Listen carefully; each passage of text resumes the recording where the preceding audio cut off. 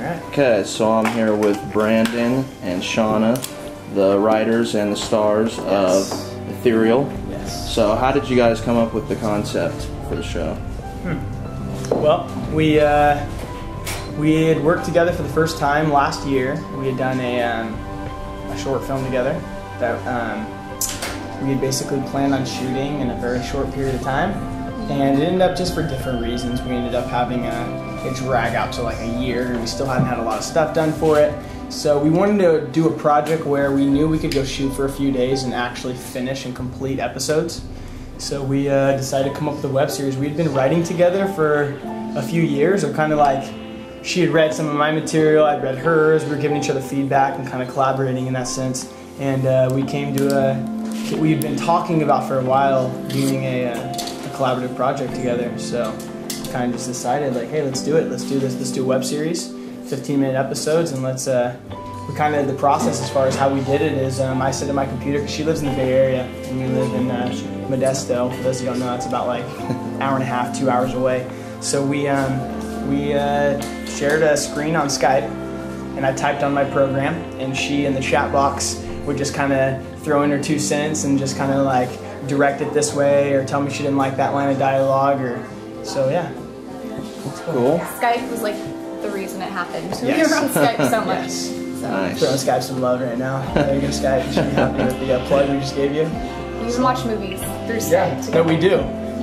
We like actually like, we'll have the movie take like this portion of the screen, and then we'll have like a chat box over here, and it's really cool. Yeah. Right on. So, what do you guys want people to take away from Ethereal?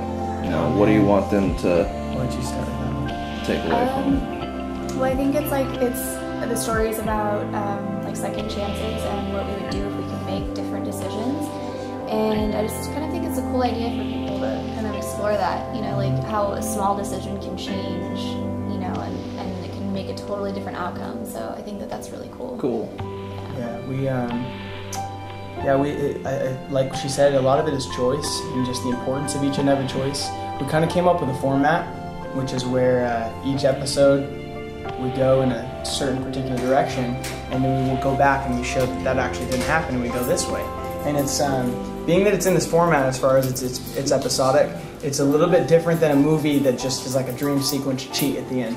Because what we wanted to do was we wanted to show that this character in this situation, in this event, reveals a certain level of their character, a new dimension of that person. So, in a sense, we're learning things about the characters through, well, not in a sense, that we're absolutely learning things about the characters in a hypothetical situation that reveal and shed who they are.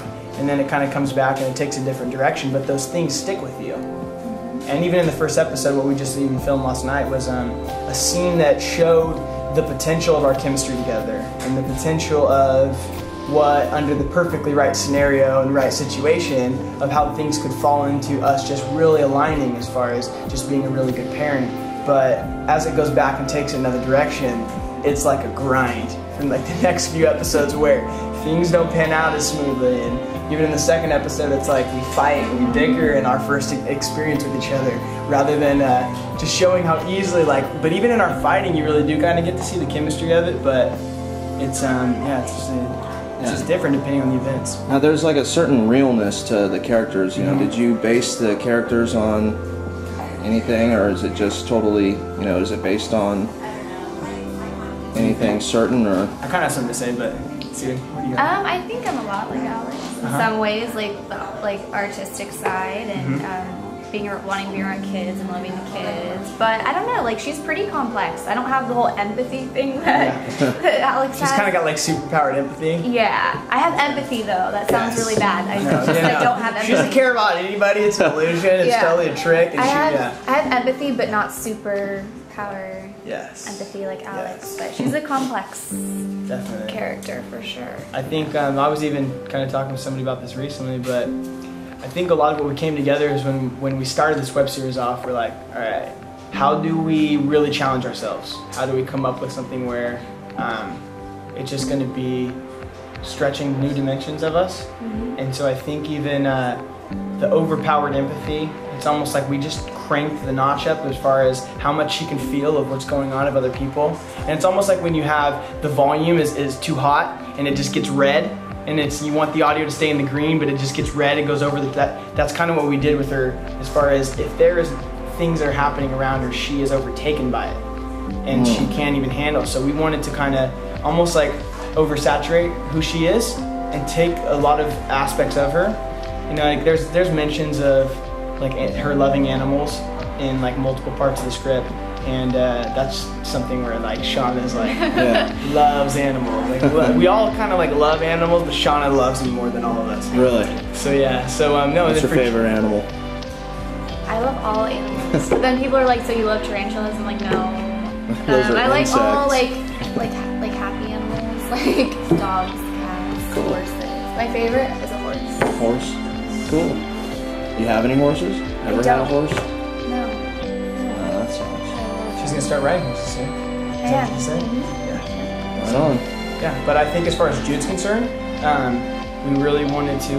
Like people have asked, like, you know, the guys have gone through a lot of trauma, and he's kind of like act certain ways because of trauma, and he kind of represses memories and stuff. So basically, people have asked like if that's true, and it's to a small degree, but we've kind of once again kind of turned the saturation up as far as that's concerned, and drawn from other characters or people I know and whatnot to create that character as more of a deeper traumatic kind of reality, where I think a lot of it has caused me to not be as caring as I might be. And so, I mean, even in the walk scene, that's like I was having to play like an absolute jerk for the grand majority of it, and kind of rejecting her. But because she really wanted to kind of dive in and like help me with a certain problem and issue, she kind of pushes and pushes and pushes. I finally kind of decided to open up, and we have a cool talk. But I feel like I'm able to be much more of a jerk than I actually am in real life, which is kind of fun to play. Not true. Okay, well, thank you guys, and stay tuned for more behind the scenes from the set of Ethereal. Yes.